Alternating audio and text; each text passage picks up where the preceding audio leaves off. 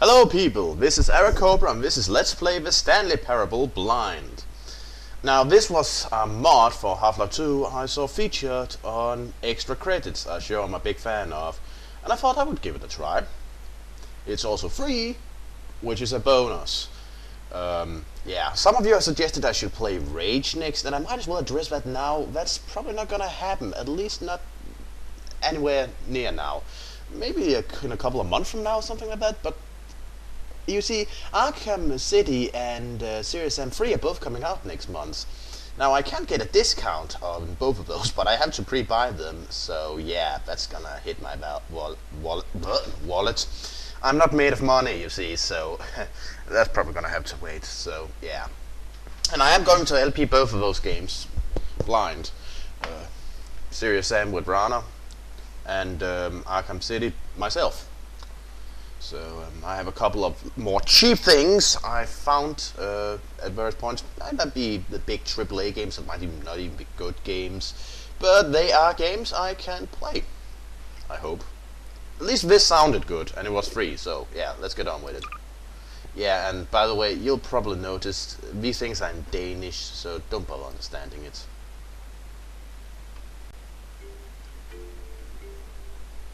This is the story of a man named Stanley. Okay. Stanley worked for a company in a big building where he was employee number 427. Employee number 427's job was simple. He sat at his desk in room 427 and he pushed buttons on a keyboard. Orders came to him through a monitor next to his desk, telling him what buttons to push, how long to push them, and in what order. This is what employee 427 did every day of every month of every year. Oh, although God. others might have considered it soul-rending, Stanley relished every moment that the orders came in, as though he had been made exactly for this job. And Stanley was happy. Huh. Then what? And then one day something very peculiar happened. Something that would forever change Stanley. Something he would never quite forget. Ah. He had been at his desk for nearly an hour when he realized that not one single order had arrived on a monitor for him to follow. No one had showed up to give him instructions, call a meeting, or even say hi. Never in all his years at the company had this happened, this complete isolation. Something was very clearly wrong. Shocked, frozen solid, Stanley found himself unable to move for the longest time. But as he came to his wits and regained his senses, he got up from his desk and walked out into the hallway.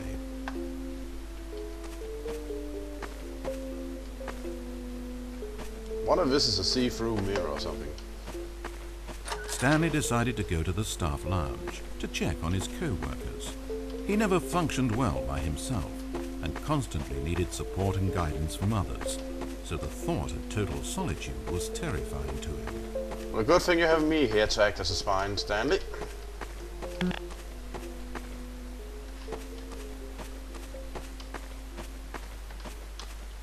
When Stanley came to a set of two open doors, he entered the door on his left.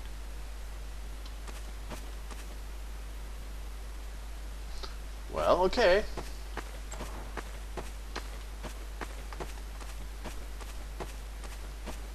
Hello? Anyone here? As Stanley entered the lounge, he was horrified to find not a single person here. He decided he would walk up to see his boss, hoping that he would find an answer there. Okay. See boss. Right.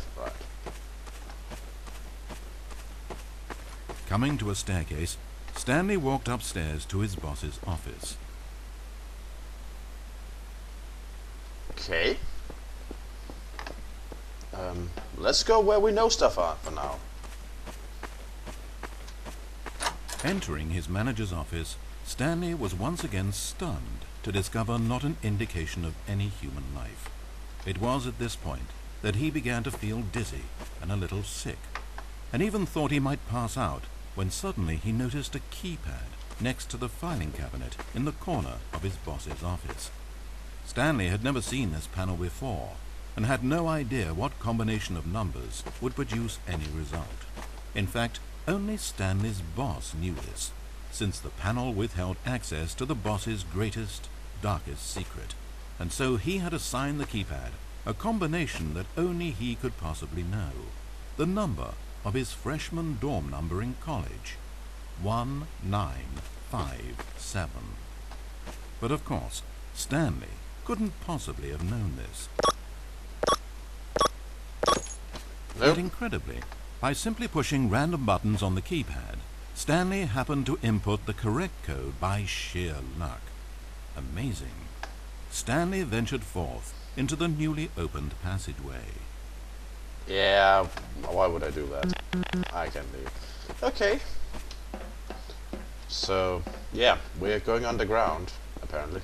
Oh, maybe not underground. How high up are we? Oh well. As he drew deeper into the bowels of the building, Stanley had no idea where he was or what this place held. And just as he began to think he might not discover a thing, he emerged into a long room to find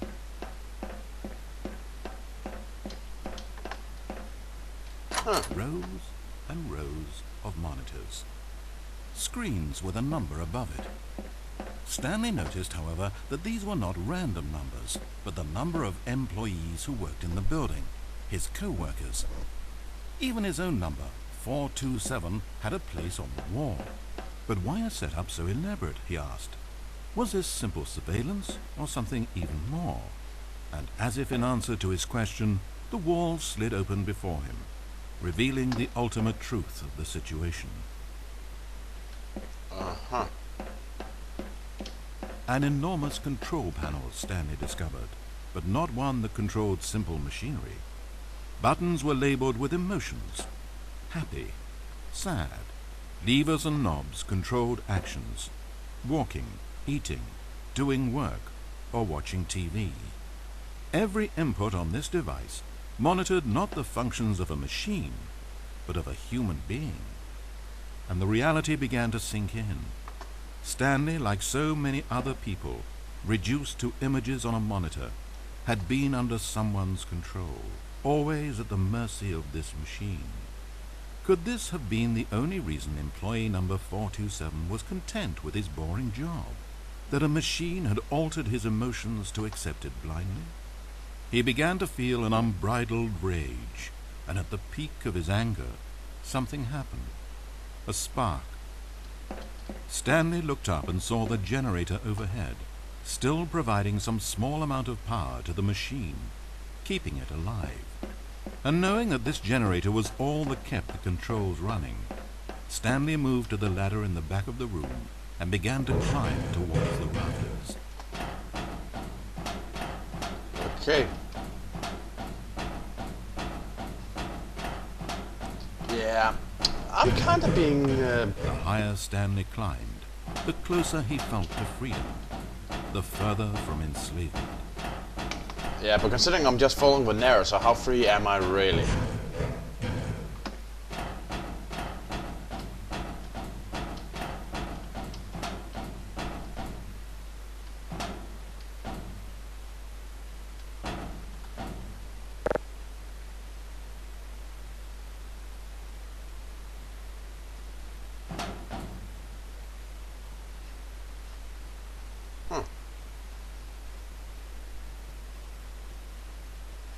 Blackness, power gone, all alone, and then...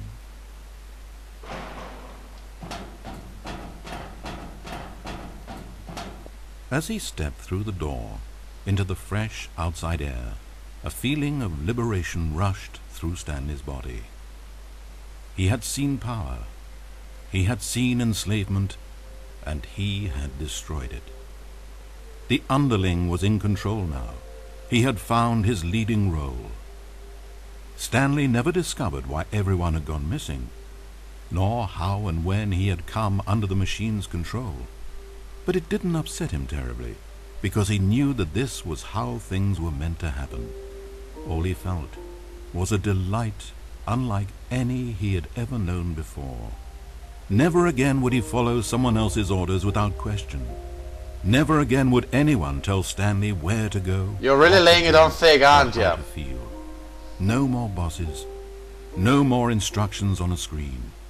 Stanley decides for himself now. And he stepped out into the world, and he felt the cool breeze upon his skin, and Stanley was happy. Because you told him to be, right? I'm aware of the irony.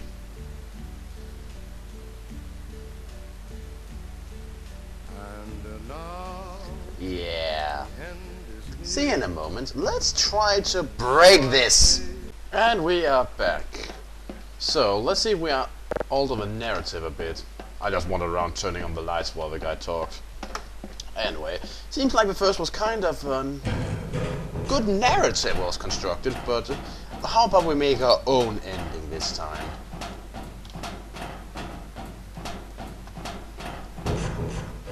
The higher Stanley climbed, the closer he felt to freedom, the further from enslavement. Yeah, but we're kind of enslaved by the narrator. We followed his design so far, and you saw how that ended in the end, so hey, I figure, let's make our own ending. Engage, generator!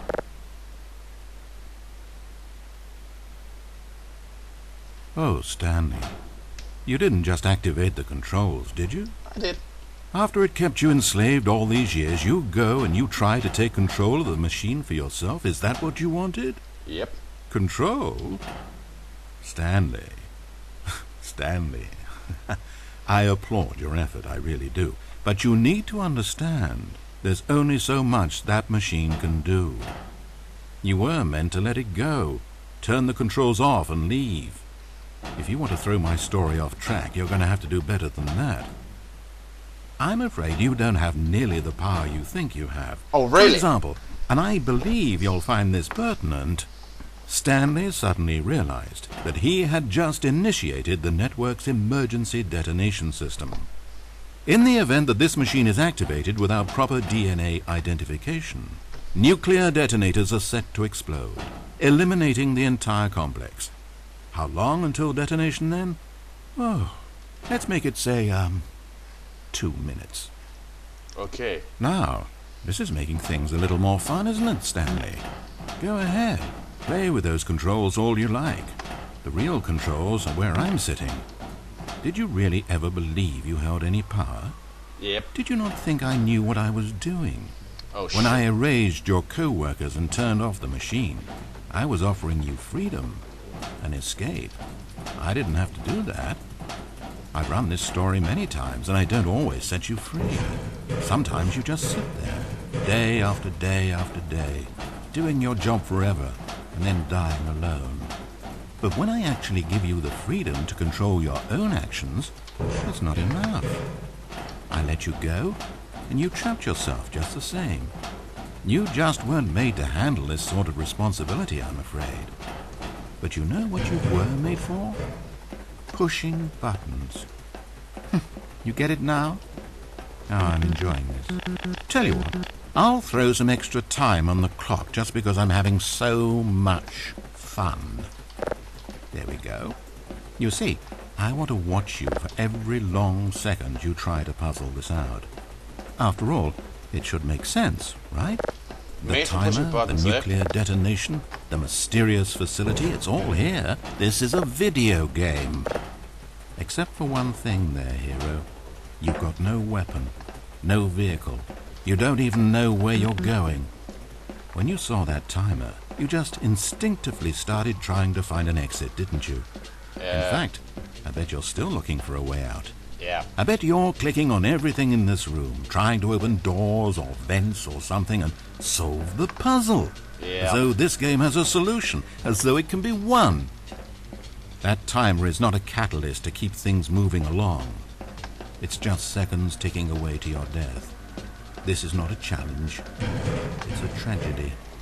It's the moment when the hero realizes that despite his best efforts, he is powerless to his environment. And then he lets go. He surrenders. And he dies. Oh, shut up. 30 seconds, Stanley. 30 seconds. Until a boom, and then nothing. No ending to the story, just you dying. I suppose you could have gotten an actual ending if you played along, but that just wouldn't have been your style, would it? Nope. Instead, you'll perish knowing that the only choice you made here was to turn on that machine and to start this timer. But you won't be alone, because I'm not going anywhere. I'll be here to watch every second of your inevitable life from the time we fade in until the moment I say, happily ever after. Shut up.